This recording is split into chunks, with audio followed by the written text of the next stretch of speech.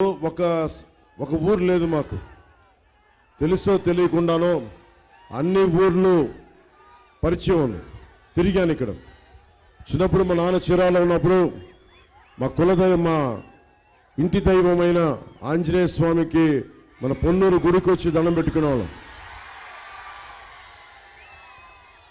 మాట్లాడితే జగన్ నన్ను కూర్చొని నాన్ లోకల్ అంటూ ఉంటాడు. మొట్టమొదటిగా నాకు పదం నచ్చదు. ఎవరెక్కడ పుట్టాలో ఎవరికెరుక. కానీ జగన్కి ఈ సందర్భంగా తెలియజేస్తున్నా, నేను పుట్టింది బాపట్లలో, గుంటూరు జిల్లా. సో నాతో గొడవ పెట్టుకుంటే ఎలా ఉంటుందంటే, గుంటూరు కారం రాస్తే ఎలా ఉంటుందో అంత గట్టిగా ఉంటుంది. చాలా ఘాటు గుంటూరు కారం. జాగ్రత్త జగన్, ఒళ్ళు దగ్గర పెట్టుకుని మాట్లాడు. అలాగే పొద్దున్నే నేను ఇక్కడ వస్తున్నానని తెలిసి ఈ రోజున మొన్న రాత్రి హెలిప్యాడ్ తవ్వేశారు. హెలిప్యాడ్ తవ్వేస్తే దాని అర్థం తెలుసా? వైసీపీ నాయకులకి అది ఉగ్రవాద చర్యది. ఒక హెలికాప్టర్ ల్యాండ్ అవుతుందంటే మీరు ఇంటెన్షనల్ గా చేశారంటే మీ మీద ఉగ్రవాద చర్యది. మీ మీద ఉగ్రవాద కేసులు పెడతాం, జాగ్రత్త. లా అండ్ ఆర్డర్ చాలా బలమైంది. మీలాగా బలహీనంగా ఉండే లా అండ్ ఆర్డర్ కాదు. మా కుటుంబ ప్రభుత్వం రాగానే ఒక్కొక్కడికి మక్కిలు ఎరగొట్టి కింద కూర్చోబెడతాం. పిచ్చ వేషాలు వేశారంటే ఒక్కొక్కడికి.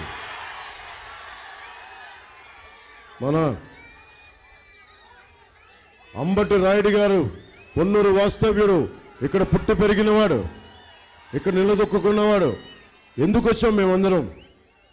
మనకి ధూళిపాల నరేంద్ర గారు కానీ, పెమ్మసాని గారు కానీ, మన అంబటి రాయుడు గారు కానీ, మేమందరం కూడా బియాండ్ కాస్ట్, కులాలకు అతీతంగా ఇక్కడున్న అంబటి రాయుడు గారు వైసీపీకి వెళ్ళారు. నిజంగా జగన్ నాయకత్వం, యువ నాయకత్వం, 151 మంది సభ్యులు ఉంటారు, 30 మంది ఎంపీలు ఉన్నారు. అద్భుతంగా ఉంటుంది. యువతకి బోల్డంత అవకాశాలు దొరుకుతాయంటే వెళ్ళి చూస్తే ఆయన ఒకటే చేశారు, నువ్వు మాకు బానిసలా బతకాలి, మా మోచేతి అంబలు తాగాలి అంటే. నా ఇంటి పేరు అంబటి, నేను అంబలు తాగను, బానిస బతుకును. ఆ మోచేతి అంబలు తాగే మనుషులు వేరే ఉన్నారేమో కానీ పొన్నూరులో పుట్టి పెరిగినవాడిని, పల్నాడు ప్రాంతాన్ని లోపలలాగా తీసుకున్నవాడిని, 19 ఏళ్ల వయసులో డబుల్ సెంచరీ కొట్టినవాడు. ఇలాంటి చిల్లర బెదిరింపులకు భయపడే వ్యక్తి కాదు. బయటకు వచ్చాడు.